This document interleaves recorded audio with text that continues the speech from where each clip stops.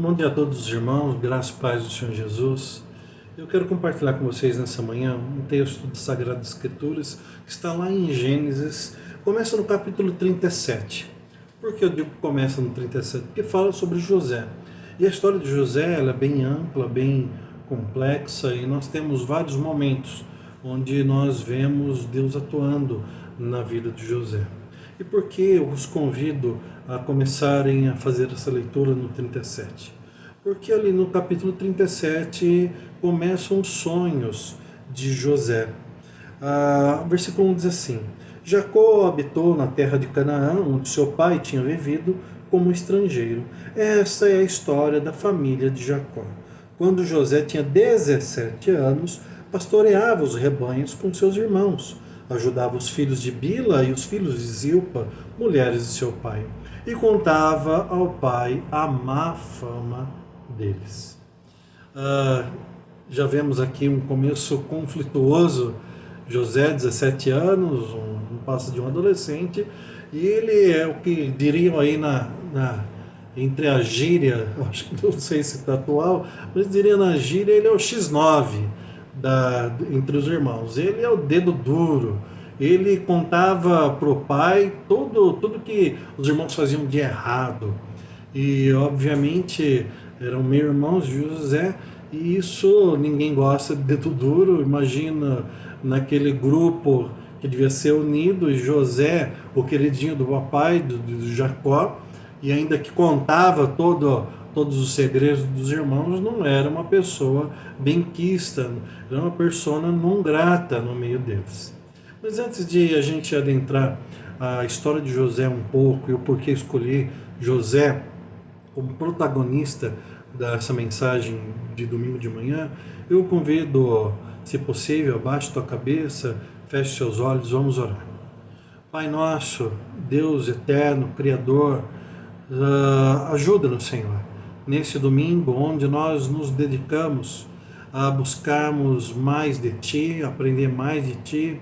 Fala ao nosso coração, Espírito Santo, nos ensine, nos ajude a internalizar a mensagem, colocá-la em prática no nosso dia a dia, que as misericórdias do Senhor sejam renovadas nesta manhã sobre a vida de cada um de nós, e que gratos, cheios de alegria e contentes no Senhor, possamos agradecer pelo sacrifício na cruz, pela salvação através do sangue do Cordeiro.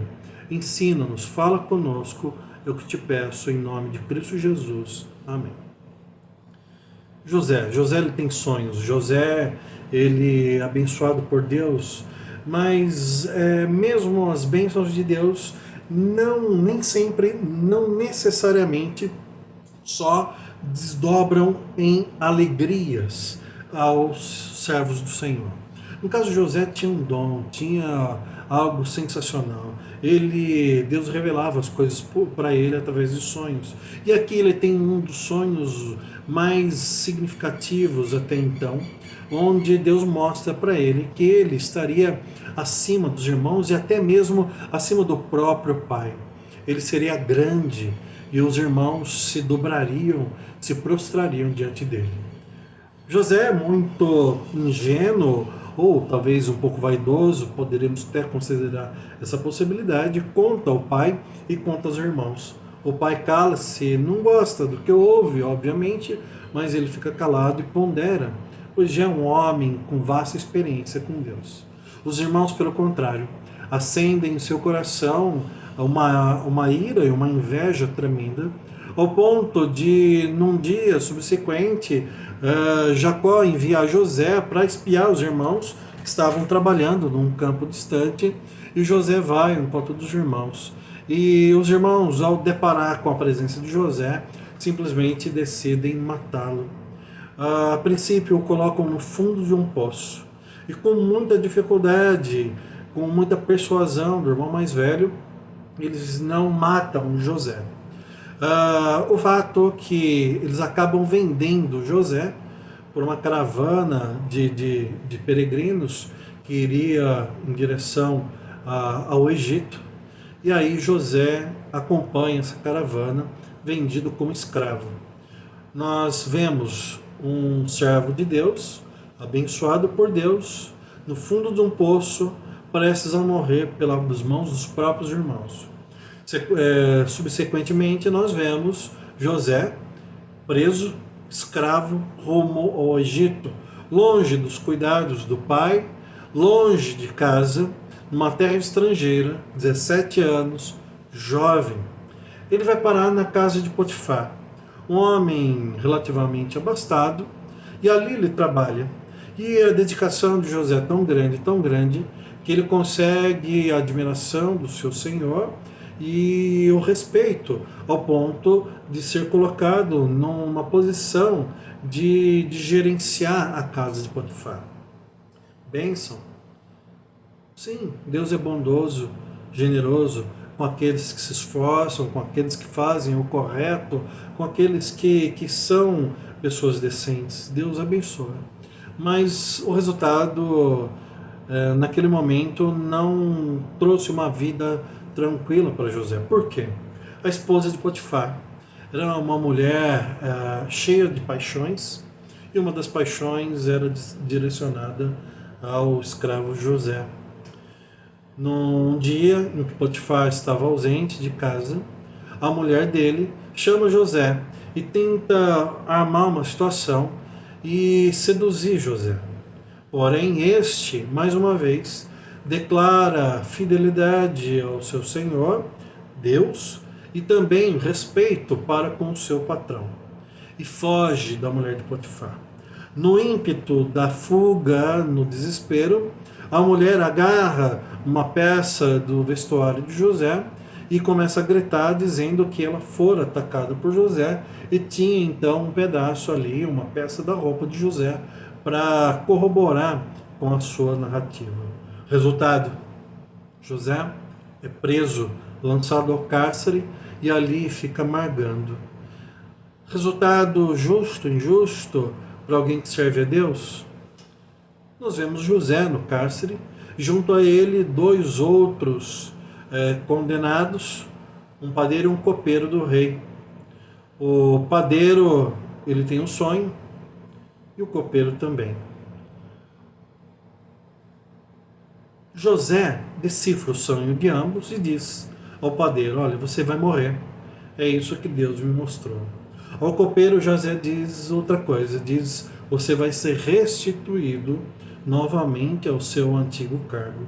E quando isso acontecer, se lembre de mim e de que o Senhor usou a minha vida para te abençoar.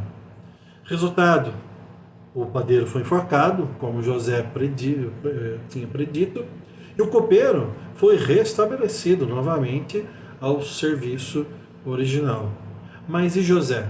José foi esquecido mais uma vez.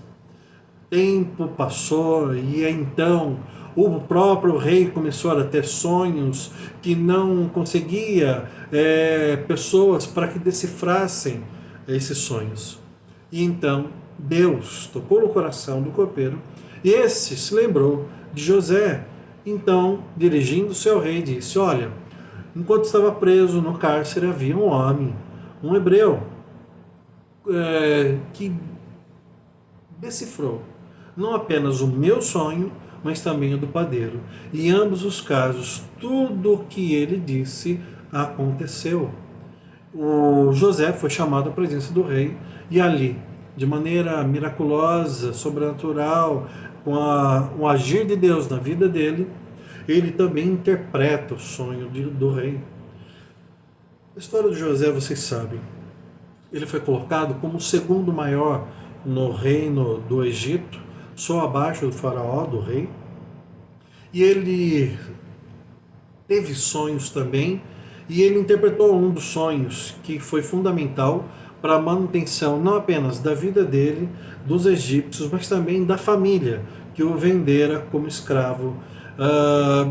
O rei sonhou com 7 vacas gordas, 7 vacas magras, em que as vacas magras comiam as vacas gordas. 7 espigas belas e frondosas e 7 espigas mirradas, bem fraquinhas, que acabavam também consumindo as espigas bonitas e vistosas. O sonho é que viria uma fome e assolaria não apenas a terra do Egito, mas o mundo daquele tempo, que seria tão grave, tão grave, tão grave, que haveriam 7 anos de muita fartura, mas 7 anos logo a seguir de muita fome sobre a terra. Então José manda construir silos e armazena grãos e faz isso de maneira meticulosa, ao ponto dos findos das vacas gordas veio a fome e ele estava preparado para não apenas sustentar toda a nação, mas também vender alimentos para que os outros não morressem de fome. Foi assim que os irmãos de José vieram ao Egito comprar grãos e mal sabiam que o Senhor daquela terra, tão poderoso que era José, o irmão vendido como escravo. A história é linda. José dá uma lição neles, um susto, né? Neles, mas no fim ele perdoa e diz: olha, se tudo que passei, que não foi pouca coisa, sofri demais, traído pelos meus irmãos, traído pela minha patroa, condenado injustamente à cadeia, se tudo que eu sofri ao longo de muitos anos me trouxe até aqui, não foi à toa. Foi o Senhor que permitiu que isso acontecesse. E cada tragédia, hoje eu entendo como uma oportunidade dada por Deus. O resultado que José trouxe a família que passava fome para morar no Egito. E ali eles tiveram uma vida abastada, com dignidade. José restaurou seu relacionamento com os irmãos, reviu seu pai idoso e foi muito feliz do Senhor. Meus irmãos, março de 2020 ficará registrado, marcado na história da humanidade. Um ano onde o mundo globalizado parou. Onde ricos e pobres não tiveram abismos entre si, pois um vírus mortal ceifou a milhares de vidas em todas as camadas sociais. A cor da pele não importou, condição social e econômica não importou, fama, status, não importaram. Morreram muitas pessoas. E ainda hoje, 7 meses depois da descoberta, do início dessa pandemia, nós ainda estamos reféns, teoricamente, desse vírus. Máscaras obrigatórias são exigidas onde quer que vamos. Não existe um remédio cientificamente que comprove uma eficácia no combate a esse vírus. Uma vacina se vislumbra, mas existe ainda tanta reticências, tanta dificuldade. E o fato é que ela ainda não existe. O ano está acabando, 2020. A economia ficou em frangalhos. Mas não só a economia. Os corações, as mentes e a fé de muita gente ficou abalada. E talvez hoje, alguns que estejam me assistindo possam relatar a perda do emprego, a diminuição da renda, ansiedade, medo, falta de perspectiva no futuro. Alguns se adaptaram e foi até benéfico em alguns aspectos o ficar em casa, retomaram relacionamentos ou criaram vínculos que não existiam. Outros, por sua vez, estão doentes, da mente, da alma. Mas eu gostaria de falar para você, assim como José, Deus, Ele não joga dados e nem nos deixa ao acaso. O Senhor nosso Deus cuida de nós.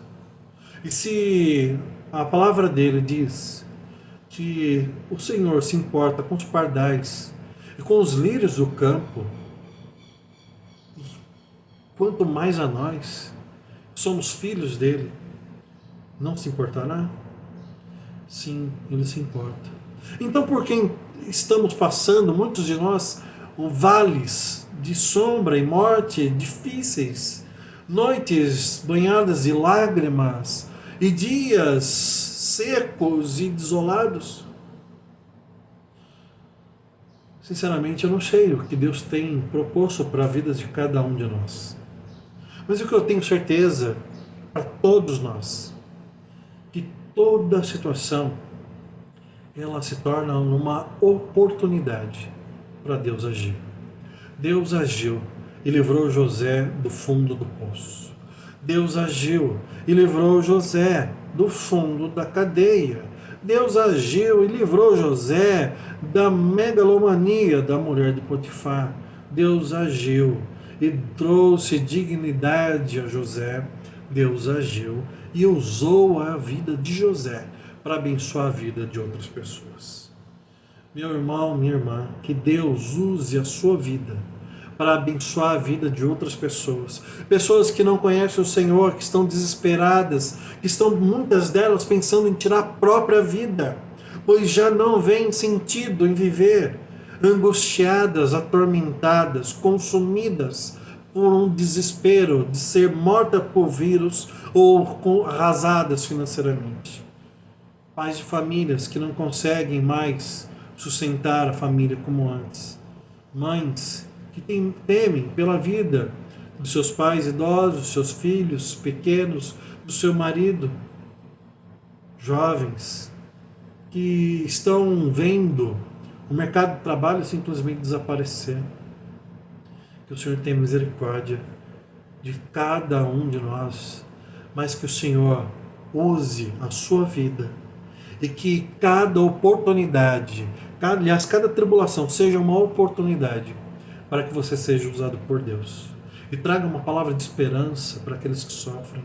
E para você mesmo, se estiver sofrendo, para que você clame ao Senhor as misericórdias, lembrando que Ele é o seu pastor e nada te faltará. E Ele está com você, mesmo que se você passe por um vale de sombra e morte. Por isso, José é um homem abençoado por Deus. José é um homem de dores. José é um homem atribulado em boa parte da sua vida, mas José é um instrumento da graça de Deus na vida de muitos. Que assim seja conosco, como indivíduos, mas também como igreja. Que a misericórdia do Senhor nos cerque, se renove a cada manhã e que sejamos nós, sim, instrumentos na mão dele. Instrumentos de graça e misericórdia. Que o Senhor te abençoe nessa manhã e que o seu dia seja maravilhoso, não porque tudo lhe vá bem, mas porque você sabe que acima de você tem um Senhor que te ama. Deus te abençoe, que você seja muito feliz, contente no modo de Deus usar a sua vida para agir. Que assim seja, em nome de Jesus. Amém.